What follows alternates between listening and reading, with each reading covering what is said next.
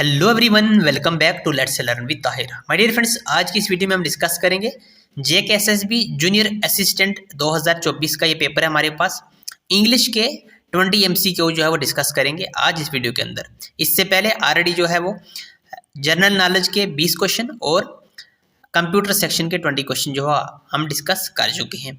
वो वीडियो अगर आपने नहीं देखी है तो मैं सुजेस्ट करूँगा वो वीडियो जो है आप ज़रूर देखें, क्योंकि जेकेएसएसबी के जो अभी फ़िलहाल फॉर्म चल रहे हैं, नई वैकेंसी आई हुई है, तो उसके जूनियर असिस्टेंट एग्ज़ाम के लिए ये वीडियो आपके लिए इन्फॉर्मेटिव रहने वाली है। आपसे छोटी सी रिक्वेस्ट है, अगर चैनल पर फर्स्ट टाइम विजिट कर रहे हैं तो चैनल को सब्सक्राइब ज़रूर कर लें और बेल आइकन को ज़रूर प्रेस कर लें ऐसी ही नई वीडियो के लिए। ठीक है जी, तो क्वेश्चन नंबर 41 से स्टार्ट करते हैं हम।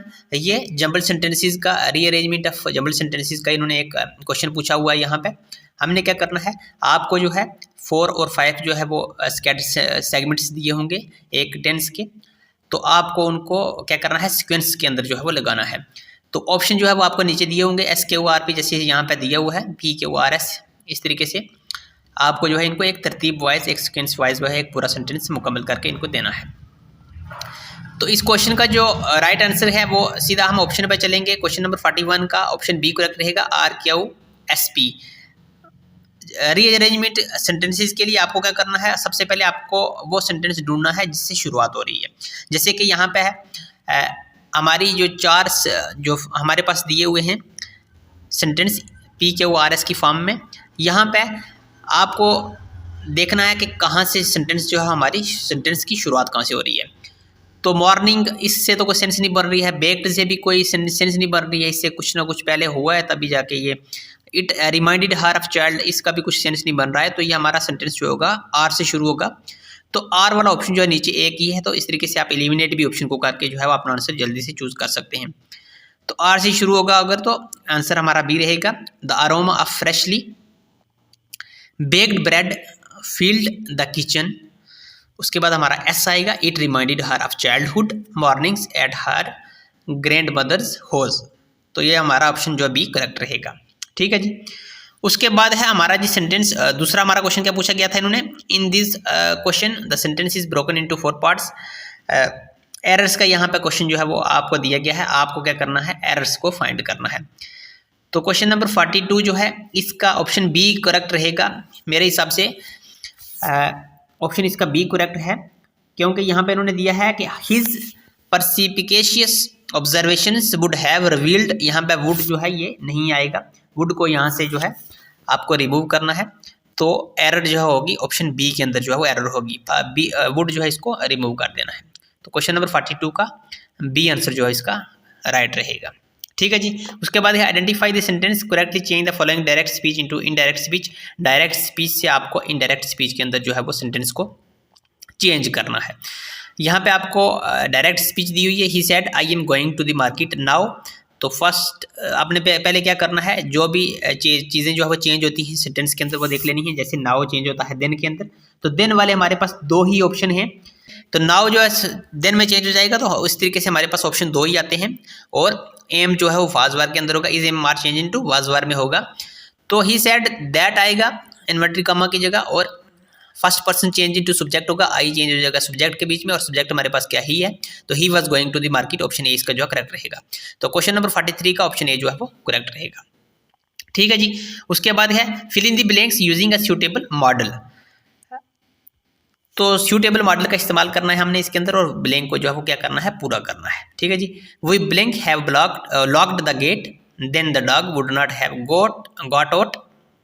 तो इसका क्या आ जाएगा जी, इसका करेक्ट आंसर जो है वो आएगा हमारा वुड है, we would have locked the gate then the dog would not have got. Question number 44 का जो है वो बी इसका जो है वो करेक्ट आंसर रहेगा। और 2 जो है वो मॉरल ऑब्लिगेशंस के लिए लगता है, में जो है वो कम पॉसिबिलिटी के लिए लगता है यहाँ पे, और यहाँ पे हमारे पास ऑप्शन बचा वुड, तो वुड जो है वो इसका जो है वो करेक्ट आंसर हो जाएगा ऑप्शन बी। ठीक है जी, उसके बाद है fill in the blanks using suitable articles आपको लगाना है। तो Sudha is studying in a Canadian university, कोई जो कनाडा के अंदर यूनिवर्सिटी है उसकी पार्टिकुलर यूनिवर्सिटी की बात नहीं हो रही है। तो सबसे पहले इसके इसमें आएगा ए आएगा, और उसके बाद जो है from there it will take, जैसे अवर के साथ हमारा क्या लगता है, एन लगता है, क्योंकि ये साउंड इसकी जो है वो भी वावल साउंड है, और जो हमारे पास वैसे एच तो ये साइलेंट रहता है लेकिन लिखने में एच आता है, तो साउंड इसकी जो है वो क्या है, वावल है, तो साउंड के साथ जो हम एन लगाएंगे, अगर साउंड वावल है तो उसके साथ एन लगता है। तो क्वेश्चन नंबर 45 का जो है वो डी आंसर रहेगा, इसके साथ जो है वो ए और एन का ऑप्शन जो है वो आएगा। Sudha is studying in a Canadian university, from there it will take an hour for her to reach the airport. उसके बाद है जी हमारे पास क्वेश्चन नंबर 46, 47 और 48 जो है यहाँ पे आपको पैसेज दिया गया है, पैसेज को आपको रीड करके उसके बाद जो है वो आंसर देना है। तो पैसेज को हम रीड नहीं करेंगे, जल्दी से हम जो है कहते हैं आप प्रैक्टिस करें इसको, ये अगर पैसेज को हम रीड करेंगे तो यहाँ से जो है वीडियो हमारी काफ़ी लंबी हो जाएगी। तो यहाँ पे आपको क्या करना है, कुछ इडियम फ्रेजेज दिए हुए हैं, पैसेज को रीड करके आपको जो है वो निकालना है यहाँ से। तो a piece of cake, piece का जो है स्पेलिंग करेक्ट कर लेना यहाँ पे। पीस ऑफ केक का मतलब क्या होता है, इस इडियम का मतलब क्या होता है जो फ्रेज दिया गया है, तो इसका मतलब होता है जी क्वेश्चन नंबर 46 का ए फसाइल टास्क, इसका सी जो है आंसर करेक्ट रहेगा, एक फसाइल टास्क बोलते हैं इसको, ठीक है जी। उसके बाद है which of the following pronouns is not used in the above paragraphs, तो कौन सा पैराग्राफ जो ऊपर है इसके अंदर कौन सा प्रोनाउंस यूज नहीं किया गया है, तो इसका जो करेक्ट आंसर रहेगा क्वेश्चन नंबर 47 का वो है डी शी। शी जो है ये प्रोनाउंस ऊपर पैराग्राफ के अंदर जो है वो मतलब यूज नहीं किया गया है, ठीक है जी। उसके बाद है होमोफोन्स, होमोनियम्स या होमोफोन्स को आपको जो है वो देखना है कि पैराग्राफ के अंदर कौन सा जो होमोफोन्स है या नीचे जो दिया गया है इनमें से कौन सा किया गया ऊपर पैराग्राफ के अंदर यूज़ किया गया है, तो ये है जी सी, और क्वेश्चन नंबर 48 का सी। हेयर जो है ये प्रोनाउंस सॉरी जो होमोफोन्स है या होमोनियम्स जो है पैराग्राफ के अंदर जो है इसको यूज़ किया गया है। उसके बाद select the sentence, correct punctuation आपको जो है वो लगानी है। क्वेश्चन नंबर 49 जो है इसका सी रहेगा, जया सैड, उसके बाद कमा आएगा, उसके बाद इन्वर्टेड कमा स्टार्ट होगा, they were getting really excited and were shouting, comma close आएगा, फिर उसके बाद इन्वर्टेड कमा के अंदर आएगा कम ऑन और साइन ऑफ एक्सक्लेमेशन भी साथ में आएगा और इन्वर्टेड कमा क्लोज हो जाएगा इस तरीके से। तो ऑप्शन सी जो है इसका करेक्ट रहेगा। उसके बाद select the synonym of the word, gallant का सिनोनिम आपको बताना है, सेम वर्ड बताना है। तो ग्लांट जो होता है इसका मतलब होता है ब्रेव, बहादुर, तो इसका मतलब क्या है, ऑप्शन ए जो है इसका करेक्ट रहेगा, क्वेश्चन नंबर 50 का ए, वायलेंट। उसके बाद नीचे है ऑप्शन बी, कॉवर्ड, क्रेवन, टाइमिड, और ये इनका मतलब होता है बुज़दिल। तो ये सारे सिनोनिम है आपस में, और वायलेंट जो है ये क्या है, ग्लांट का सिनोनिम वर्ड है। उसके बाद select the antonym of the word, antonym word बताना है हमने, जो नीचे वर्ड दिया गया इसका एंटोनिम। तो एंटोनिम वर्ड जो है क्या होगा, आइडियोसिंक्रेसी, आइडियोसिंक्रेसी का मतलब क्या होता है, आइडियोसिंक्रेसी का मतलब होता है इसका मतलब होता है इसका एक अनयूजुअल बिहेवियर हम बोलें, या फिर एक र्यूड बिहेवियर बोलें हम, इसका मतलब होता है। तो इसका क्या आएगा, ऑप्शन बी जो इसका करेक्ट रहेगा, एंटोनिम। अगर इसकी हम देखें क्वेश्चन नंबर 51 का, तो इसका बी आंसर करेक्ट रहेगा, कन्फर्मिटी जो है इसका करेक्ट आंसर रहेगा। उसके बाद नीचे हमारे पास है इडियम है एक, by the skin of your teeth, इसका मतलब क्या होता है, by the skin of your teeth. तो इसका क्वेश्चन 52 का जो है वो आंसर करेक्ट रहेगा D, narrowly avoiding something, narrowly avoiding something, by the skin of your teeth, narrowly avoiding something, ठीक है जी। उसके बाद fill in the blanks with appropriate preposition, हमने एप्रोप्रिएट प्रीपोजिशन का इस्तेमाल करना है। She stood blank the window, तो इसका आएगा she stood by the window, ठीक है जी, ऑप्शन ए। और lost in thought about her future plans for the upcoming years, she stood by the window आएगा, और दूसरी ब्लैंक में क्या आएगा, lost in thought about her future, वो अपने फ्यूचर के बारे में जो है वो फ्यूचर प्लान्स के बारे में सोच रही है, जो आने वाला ईयर है उसके फ्यूचर प्लान के बारे में सोच रही है, ठीक है। तो इसका बाय और अबाउट आएगा, क्वेश्चन नंबर 53 का ये। उसके बाद fill in the blanks with appropriate preposition लगानी है। यहाँ पे भी आपको the team work tirelessly under the guidance, under the supervision, under the guidance, जिस तरीके से हम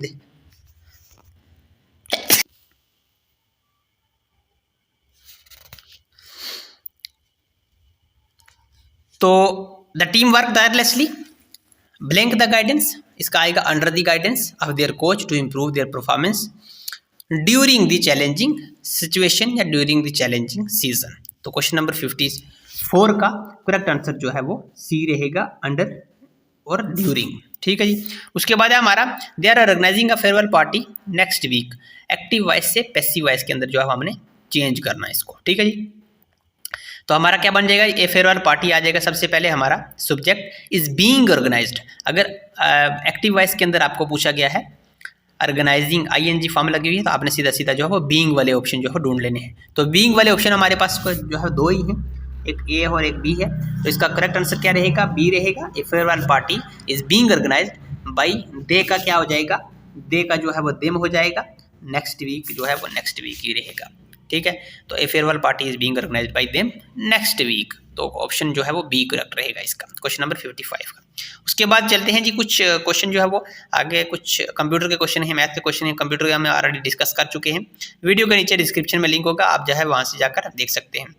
इंग्लिश के क्वेश्चन जो हम आगे चल के देखेंगे, जो हमने यहाँ पे इंग्लिश के क्वेश्चन है कुछ। फॉर क्वेश्चन नंबर 72 to 76 जो ये भी पैराग्राफ में पूछे गए हैं क्वेश्चन। तो पैराग्राफ को आप इजीली पढ़ के जो है वो अपने जो है वो आंसर जो है वो जरूर मार्क्स करें। ठीक है। Why was the Indian friend plunged in despair.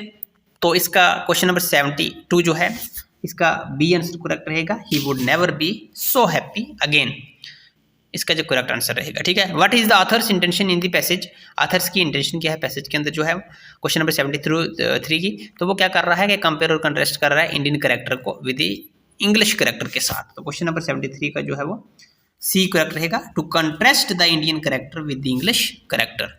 ठीक है जी। उसके बाद हमारा what is the continent in the context of the passage.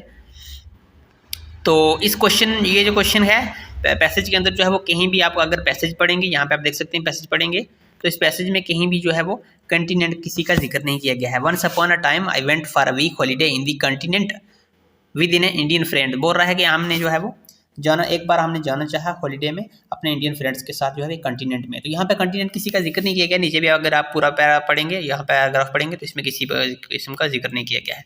तो इस क्वेश्चन में जो है मुझे कन्फ्यूजन है, यहाँ पर भी थी और एग्जाम में भी थी और यहाँ पर भी है। तो इसको आप देख लें अपने हिसाब से। उसके बाद व्हाट डज, मुझे मेरे हिसाब से यहाँ पे इसका जो करेक्ट ऑप्शन है वो है 74 का साउथ अमेरिका जो है, साउथ अमेरिका इसका करेक्ट आंसर रहेगा। आप अपने हिसाब से जो है इसको देख लें। What does but in me the enlightenment came out strong employ. तो इसका जो है ऑप्शन बी करेक्ट रहेगा 75 का, be the enlightenment went out of him. उसके बाद है what does the author mean of by backup. Backup जो है इसका क्या मतलब, ऑथर का इससे क्या मतलब है। तो इससे है जी क्वेश्चन नंबर 76 का जो है वो बी आंसर रहेगा इसका, चीयर अप। चीयर अप जो है इसका करेक्ट आंसर रहेगा। बकअप का क्या मतलब है, चीयर अप। अच्छा, ये हमारे क्वेश्चन जो है इंग्लिश के पूरे हो चुके हैं। नेक्स्ट आगे जो है वो जीके के क्वेश्चन है, ये ऑलरेडी जो हम डिस्कस कर चुके हैं, एक वीडियो के अंदर हमने डिस्कस किए थे। तो अगर आपने नहीं देखे हैं तो नीचे इस वीडियो के नीचे डिस्क्रिप्शन में लिंक होगा, वहाँ से आप जाकर वीडियो जो है वो भी वॉच कर सकते हैं। ये थे हमारे इंग्लिश के कुछ इंपॉर्टेंट MCQ जो आज इस वीडियो के अंदर हम डिस्कस किए हैं। आई होप कि वीडियो आपके लिए जो है इन्फॉर्मेटिव रही है। वीडियो अगर अच्छी लगी है तो वीडियो को लाइक और चैनल को सब्सक्राइब जरूर करें और साथ में लगी बेल आइकन को जरूर प्रेस करें ताकि आने वाली जो भी कोई नई अपडेट होगी उसकी नोटिफिकेशन आप तक इजीली पहुंच जाए। सो मिलते हैं किसी नई वीडियो में किसी नई टॉपिक के साथ। तब तक के लिए अल्लाह हाफिज़, गॉड ब्लेस यू ऑल।